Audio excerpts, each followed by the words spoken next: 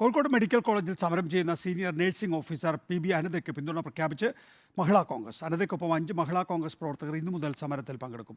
അനിതയ്ക്ക് ഐക്യദാർഢ്യം പ്രകടിപ്പിച്ച് അതിജീവിതയും സമരരംഗത്തുണ്ട്. V S Ranjith വിശദാംശങ്ങളുമായി.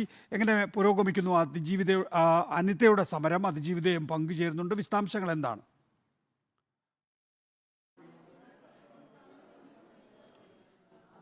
നികേഷ്, ഈ സമരം കുറച്ചുകൂടി രാഷ്ട്രീയമായി തന്നെ മുന്നോട്ട് പോവുകയാണ്. കാരണം ഇത് 6ാം ദിവസമാണ്. ഏപ്രിൽ 1-ാം തീയതി ഹൈക്കോടതിയുടെ ഉത്തരവുമായി അനിത കോഴിക്കോട് മെഡിക്കൽ കോളേജിൽ എത്തിയതാണ്. എന്നാൽ അന്ന് തൊട്ട് ഇന്ന് വരെ അധികൃതർ ഒരേ നിലപാട് തുടരുകയാണ്. അതായത് സർക്കാരിൻ്റെ ഉത്തരവ് വേണം എന്നുള്ളതാണ്. സർക്കാർ ഇപ്പോൾ പറയുന്നത് ഇപ്പോൾ കിട്ടിയിട്ടുള്ള ഹൈക്കോടതി ഉത്തരവിന് അപ്പീൽ നൽകാനാണ് തീരുമാനം. അനിതക്കൊപ്പം സർക്കാരില്ല എന്ന് ഇന്നലെ ആരോഗ്യമന്ത്രി അസന്നിഗ്ധമായി വ്യക്തമാക്കുകയും ചെയ്തു. ഈ സാഹചര്യത്തിലാണ് പ്രതിപക്ഷ BJP ഉൾപ്പെടെ കോൺഗ്രസ് ഉൾപ്പെടെ പ്രതിപക്ഷ പാർട്ടികളും ഇവിടുത്തെ ഗവൺമെന്റ് നഴ്സസ് അസോസിയേഷനും അതുപോലെ തന്നെ അതിജീവിതയും ഇപ്പോൾ മെഡിക്കൽ കോളേജിൽ അനിതയ്ക്കൊപ്പം സമരത്തിനിരിക്കുന്നു. ഇന്ന് അതിജീവിത സമരത്തിനെത്തിയിട്ടുള്ളത് കണ്ണുകെട്ടി പ്രതിഷേധവുമായിട്ടാണ്. എന്തുകൊണ്ടാണ് ഇന്നിപ്പോൾ കണ്ണുകെട്ടാനുള്ള കാരണം? ഇന്നലെ മുതൽ തന്നെ അനിതയ്ക്കൊപ്പം ഉണ്ടായിരുന്നല്ലോ. ഇന്ന് കണ്ണ് കെട്ടാൻ കാരണം നമ്മളെ ആരോഗ്യമന്ത്രി തന്നെ, അല്ലെങ്കിൽ സർക്കാർ തന്നെ അവരൊന്നും കണ്ട ഭാഗം നടിക്കുന്നില്ല ഒരു കാര്യവും. ഇപ്പോൾ ഇത്തരത്തിലൊരു പ്രവൃത്തി നടന്നിട്ട് അവർ അനിത സിസ്റ്ററിൻ്റെ ഭാഗത്ത് വീഴ്ച ഉണ്ടെന്നാണ് പറഞ്ഞത്. പക്ഷെ എന്താ വീഴ്ച എന്ന് പറയുന്നില്ല. പല തവണ ഞാൻ തന്നെ ഒരുപാട് തവണ തിരുവനന്തപുരത്ത് പോയി ആരോഗ്യമന്ത്രി കാണാൻ ശ്രമിച്ചു. പക്ഷെ അവർ കാണാൻ കൂട്ടാക്കിയില്ല, ഫോൺ അറ്റൻഡ് ചെയ്യുന്നില്ല. പക്ഷെ അവർ ഇന്നലെയും പറയുന്നത് എല്ലാ മീഡിയാസിലും അവർ പറയുന്നത് ഞാൻ അതിജീവിതക്കൊപ്പമാണ്. ഇതുവരെ അവർക്ക് വേണ്ടിയിട്ടാണ് ഞാൻ ഈ കാര്യങ്ങളൊക്കെ ചെയ്തിട്ടുള്ളത്. എനിക്ക് തോന്നണ്ടേ എനിക്ക് വേണ്ടി അതിജീവിതക്കൊപ്പമാണെന്ന് പറയുകയും അതിജീവിതക്കൊപ്പം നിന്ന ഒരു നഴ്സിനെ സ്ഥിര ജോലിക്ക് കയറാൻ സമ്മതിക്കാതിരിക്കുകയും ചെയ്യുകയാണെന്നാണോ? അതെ, ഏതൊരു ആൾക്കും അത് മനസ്സിലാകുമല്ലോ. എനിക്കൊപ്പമാണ് നിൽക്കുന്നത്. എനിക്ക് എല്ലാ സഹായങ്ങളും ചെയ്തു തന്ന ഒരു അനിത സിസ്റ്ററിനെ അവരിങ്ങനെ ദ്രോഹിക്കാൻ നിൽക്കും. അപ്പം അവര് ആരുടെ കൂടെയാണ്? പീഡിപ്പിച്ച ആളെ കൂടെയാണ്, പ്രതികളുടെ കൂടെയാണ്. അപ്പം അത് വ്യക്തമാക്കി തരികയാണ്. തീർച്ചയായിട്ടും വളരെ വളരെ നിശ്ചിതമായ വിമർശനമാണ് അതിജീവിതരുടെ ഭാഗത്തുനിന്നുണ്ടാവുന്നത്. ഇപ്പോൾ മനുഷ്യാവകാശ പ്രവർത്തകൻ നൗഷാദ് തെക്കയിലുണ്ട്. ഈ സമരത്തിനെ എങ്ങനെ മുന്നോട്ട് കൊണ്ടുപോകാനാണ്? ഇന്നിപ്പോൾ 6 ദിവസമായി. ഇനിയും ഇതേ രീതിയിൽ സമരം ഇവിടെ കുത്തിരിപ്പായിട്ട് പോകാനാണോ? സർക്കാർ നിയമപരമായി തന്നെ അപ്പീൽ കൊടുക്കാൻ തീരുമാനിച്ചിട്ടുണ്ട്. ഇത് കേരളത്തിൽ നമ്മളിപ്പോൾ ഈ അടുത്ത കാലങ്ങളായിട്ട് നമ്മൾ കാണുന്ന മുഴുവൻ സഹോദരിമാർക്കെതിരെ ഏതൊരു അതിക്രമം വന്നാലും ചില സമയങ്ങളിലൊക്കെ പീഡകർക്കൊപ്പം ചില ആളുകൾ നിന്ന് ഈ സ്ത്രീകളെ അപമാനിക്കുന്ന ഒരവസ്ഥയാണ് ഉണ്ടായിക്കൊണ്ടിരിക്കുന്നത്. ഇതൊരു ധർമ്മത്തിന് വേണ്ടിയുള്ള പോരാട്ടമാണ്. സ്ത്രീകൾക്കാകമാനം വേണ്ടിയിട്ട് അതിജീവിത ശക്തമായിട്ടുള്ള ഒരു പോരാട്ടമാണ് ഇവിടെ നടത്തിക്കൊണ്ടിരിക്കുന്നത്. ഇത്രയും പരസ്യമായ സമരങ്ങളിലേക്ക് ഞങ്ങൾ ഇതുവരെ പോയിട്ടില്ലായിരുന്നു. പക്ഷേ 150ഓളം പരാതികൾ സർക്കാരിൻ്റെയും ഉന്നത ഉദ്യോഗസ്ഥരുടെയും ഒക്കെ മുമ്പിൽ മന്ത്രിയൊക്കെ നേരിട്ട് കണ്ട് പല തവണ പരാതി നൽകിയിട്ടും ഒരു തീരുമാനവും ആകാത്ത വിഷയങ്ങൾ ഇതിലുണ്ട്. നിയമപരമായി പോകാൻ തന്നെ തീരുമാനം? തീർച്ചയായിട്ടും നിയമപരമായിട്ട് തന്നെ മുമ്പോട്ട് പോകും.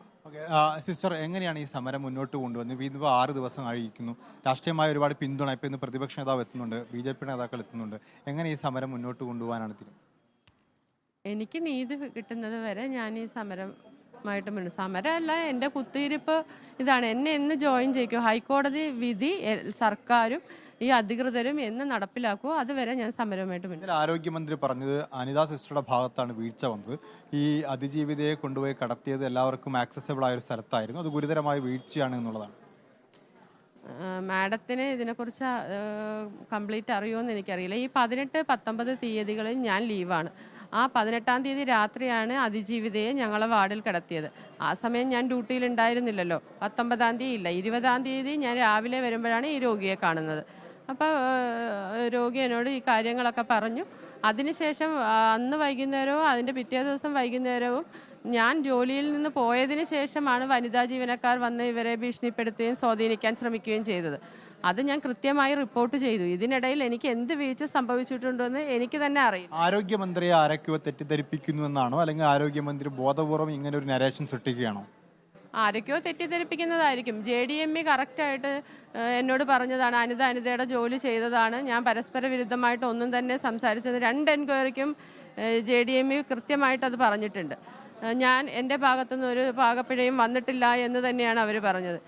ഞാൻ കറക്റ്റ് റിപ്പോർട്ടുകളും അവർക്കൊക്കെ സമർപ്പിച്ചിരുന്നു. ഒരു തെറ്റും ഞാൻ ചെയ്തിട്ടില്ല. പിന്നെ ഞാൻ പേരെഴുതി കൊടുത്തു എന്ന് പറയുന്നത് ഞാൻ പേരല്ല എഴുതി കൊടുത്തത്, ഞാൻ ഡെസിഗ്നേഷനാണ്. എനിക്ക് ഈ ആൾക്കാർ NGO യൂണിയൻ നേതാക്കളാണോ വേറെ NGO അസോസിയേഷനാണോ അങ്ങനെയൊന്നും എനിക്കറിയില്ല. ഇവരെ തന്നെ പേര് പോലും എനിക്കറിയില്ല. ഇപ്പോഴും കണ്ടാൽ തിരിച്ചറിയാത്ത ആൾക്കാരാണ് എനിക്കവർ. എൻ്റെ കൂടെ ജോലി ചെയ്തിട്ടും ഒന്നുമില്ല. അപ്പം ഞാനത് എഴുതി കൊടുത്തത് ഈ രോഗി എനിക്ക് ഡ്രസ് കോഡ് പറഞ്ഞു തന്നിട്ടുള്ളത്. അങ്ങനെ ഒരു തെറ്റിദ്ധാരണയുടെ പുറമെയാണ് ഞാൻ പേരെഴുതി കൊടുത്തു എന്ന് തെറ്റിദ്ധാരണയുടെ പുറമെയാണ് ഈ NGO യൂണിയൻ നേതാക്കൾ നടക്കുന്നത്. ഇപ്പോൾ ആരോഗ്യമന്ത്രി ഒരു വനിതയാണല്ലോ. അപ്പോൾ താങ്കൾ 6 ദിവസമായിട്ടൊരു മെഡിക്കൽ കോളേജിന് മുമ്പിൽ വന്നിരിക്കുകയാണ്. ഒരു സർക്കാർ ജീവനക്കാരിയായിട്ട് പോലും ആതുര സേവനം ചെയ്യുന്ന രംഗത്ത് ദീർഘനാളായി പ്രവർത്തിച്ചിട്ട് പോലും ഇങ്ങനെ കുത്തിയിരിക്കേണ്ടി വരുന്നത് ആരോഗ്യമന്ത്രിക്ക് എന്തുകൊണ്ടാണ് മനസ്സിലാവാണ്ടിരിക്കുന്നത്? അതിനെക്കുറിച്ച് ഞാൻ എന്താ പറയുക, മാഡം ഒരു വനിതാ മന്ത്രി ആയതുകൊണ്ട് ഞാൻ ഇപ്പോഴും പ്രതീക്ഷിക്കുന്നത് നീതി എനിക്ക് കിട്ടുമെന്ന് തന്നെയാണ്. സർക്കാരിൻ്റെ ഭാഗത്തു നിന്നും ആരോഗ്യമന്ത്രിയുടെ ഭാഗത്തു നിന്നും എനിക്ക് നീതി കിട്ടുമെന്ന് തന്നെയാണ് ഞാൻ വിശ്വസിക്കുന്നത്. അതങ്ങനെ എനിക്ക് സംഭവിച്ചില്ല എങ്കിൽ ഞാൻ നിയമ നടപടിയായിട്ട് മുന്നോട്ട് പോവുകയും. ഈ അസോസിയേഷനൊക്കെ പിന്തുണ അനിതയ്ക്കുണ്ടല്ലോ. തീർച്ചയായും. അതായത് നീതി നിഷേധിക്കപ്പെട്ട ആളുകളുടെ കൂടെ നിന്നു എന്നുള്ളത് കൊണ്ട് ഒരാളെ ഒറ്റപ്പെടുത്തുക എന്നുള്ളത് ഒരു സർക്കാർ നയാക്കുന്നത് ഒരു തീർത്തും പ്രതിഷേധിക്കേണ്ട, പ്രതിരോധിക്കേണ്ട, ചേർത്ത് നിന്ന് വിജയിക്കേണ്ട ഒരു പരിപാടി എന്നുള്ള നിലയ്ക്ക് ഈ സംഘടനകൾ മുഴുവൻ, സെറ്റ് ഓഫ് സംഘടനകൾ മുഴുവൻ സിസ്റ്റർക്കൊപ്പമുണ്ട്. തീർച്ചയായിട്ടും ഇതൊരു രാഷ്ട്രീയ മാനത്തിലേക്ക് കൂടി പോവുകയാണ്. വ്യത്യസ്തമായ സംഘടനകൾ, ഇവിടുത്തെ സ്റ്റാഫ് അസോസിയേഷൻ്റെ ഭാരവാഹികളൊക്കെ തന്നെ തീർച്ചയായിട്ടും മറ്റ് സംഘടനകളൊക്കെ തന്നെ, പ്രതിപക്ഷ പാർട്ടി സംഘടനകളൊക്കെ തന്നെ ഇപ്പോൾ പിന്തുണയുമായി എത്തുന്നുണ്ട്. അല്പസമയത്തിനകം BJPയുടെ സ്ഥാനാർത്ഥിയും കൂടെ എത്തുന്നു. അതിനുശേഷം പ്രതിപക്ഷ നേതാവ് എത്തുന്നു. ഇന്നലെ കോൺഗ്രസിൻ്റെ നേതാക്കന്മാരുണ്ടായിരുന്നു. മഹിളാ കോൺഗ്രസിൻ്റെ പ്രവർത്തകരും അനിതയ്ക്കൊപ്പം സമരം ഇരിക്കുമെന്ന് അറിയിച്ചിട്ടുണ്ട്.